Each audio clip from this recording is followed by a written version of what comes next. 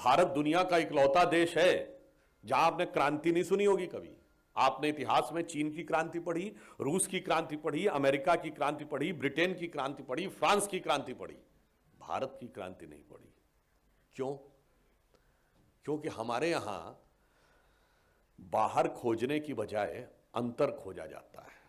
क्रांतियां तब होती जब आप बाहर से बहुत कुछ प्राप्त करना चाहते हैं और अंदर जाते हैं तो क्या होता है। देखिए, मकर संक्रांति का पर्व आ रहा है और संयोग देखिए कि महर्षि महेश योगी जी का जन्मदिन मकर संक्रांति के आसपास ही पड़ता है। और मकर संक्रांति किस चीज का द्योतक है कि दक्षिणायन से जब सूर्य उत्तरायण की तरफ जाता है तो वह संक्रांति होती है। इसका अर्थ यह हुआ कि जब हम अपनी प्रवृत्तियों को अधोगामी से ऊर्ध्वगामी कर लेते हैं तो संक्रांति घटित होती है। इसलिए इस देश में संक्रांति होती है, क्रांति नहीं होती।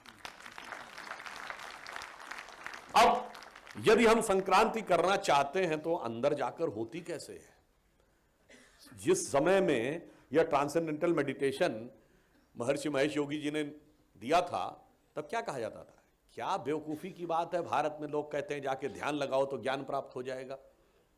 कैसे हो सकता है ये? How unscientific. If you want to know the world then you should go outreach, meet the people, study the things like what Darwin has done, then you will be able to acquire knowledge. अंदर जाने से ज्ञान नहीं प्राप्त होता। अब मैं आज पूछना चाहता हूं 60 साल के बाद, जब 1960 के बाद हम 2020 में खड़े हैं, तो अगर आपको न्यूयॉर्क टाइम्स अखबार पढ़ना है तो दो तरीके हैं। एक बाहर का क्रांतिकारी तरीका है, दिल्ली से न्यूयॉर्क की फ्लाइट पकड़िए, आपकी फ्लाइट के अनुसार 16 से 20 घंटे लगेंगे, यानी एक दिन पूरा हो जाएगा, आज का अखबार कल पढ़िए जाके। और दूसरा संक्रांति का तरीका है, अपने मोबाइल में जाइए, न्यूयॉर्क टाइम्स डाउनलोड करिए और पढ़ लीजिए। यदि आज संयोग से यदि उस समय यह विज्ञान, सोचिए उनकी दूरदृष्टि क्या थी, आज विज्ञान यहां पे पहुंचा है कि अगर हमारे हाथ में मोबाइल है यानी एक डिवाइस है, तो जिसने डिवाइस बनाया है उसने सपोर्टिंग सॉफ्टवेयर भी बनाया है, और जब सपोर्टिंग सॉफ्टवेयर बना है तो कनेक्टिंग नेटवर्क भी है। तो उसी हिसाब से हमारा शरीर एक डिवाइस है, हमारी चेतना, मन, बुद्धि, चित्त, अहंकार सपोर्टिंग सॉफ्टवेयर है, और ईश्वर ने कनेक्टिंग नेटवर्क भी बनाया है। बस कनेक्शन एस्टेब्लिश करना है, ठक से डाउनलोड होता है।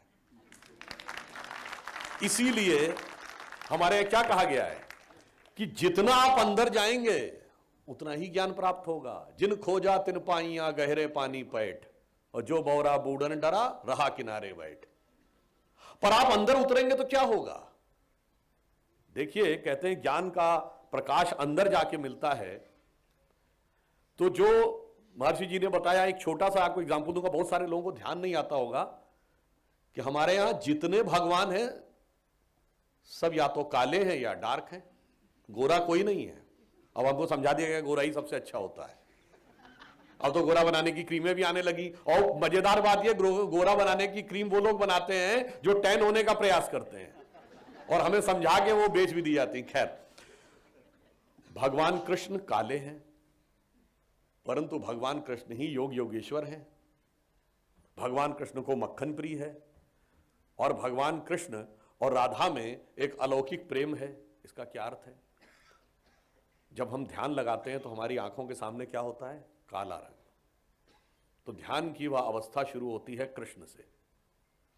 हमारा मन क्या है? एक दूध की तरह है, जिसे हम पानी से कनेक्ट कर दें तो दूध और पानी मिलकर सब खत्म हो जाता है। परंतु जब आप ध्यान लगाते हैं, दूध को स्थिर कर लीजिए, जब सेटल हो जाता है तो दही बन जाता है, और दही को जब मथ दीजिए तो मक्खन निकलता है, नवनीत निकलता है। अब मक्खन को पानी में डाल दीजिए, वो नहीं मिलता है।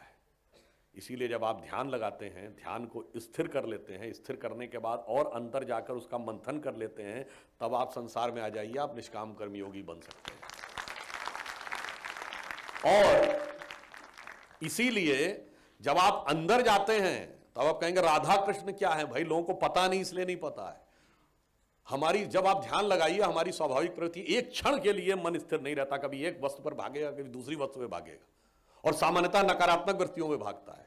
तो हमारे शरीर की जो वास्तविक धारा है वो अधोगामी है, और धारा को उल्टा कर दीजिए तो क्या हो जाता है? राधा। यह राधा और कृष्ण का संगम है, जो कि ध्यान की चरम अवस्था को दर्शाता है। और कृष्ण से होकर नवनीत मिलता है। तो जो बिहारी जी एक हिंदी के बहुत प्रसिद्ध कवि हुए, उन्होंने क्या कहा है, जो ध्यान की अवस्था को भी दर्शाता है, या अनुरागी चित्त की गति समुझे नहीं कोय, ज्यो ज्यो डूबे श्याम रंग त्यों त्यों उज्ज्वल होए। और डूबने से ही मिलेगा, बाहर रहने से नहीं मिलेगा। अमीर खुसरो ने भी कहा है, खुसरो दरिया प्रेम का उल्टी वाकी धार, जो उतरा सो डूबगा और जो डूबा सो पार।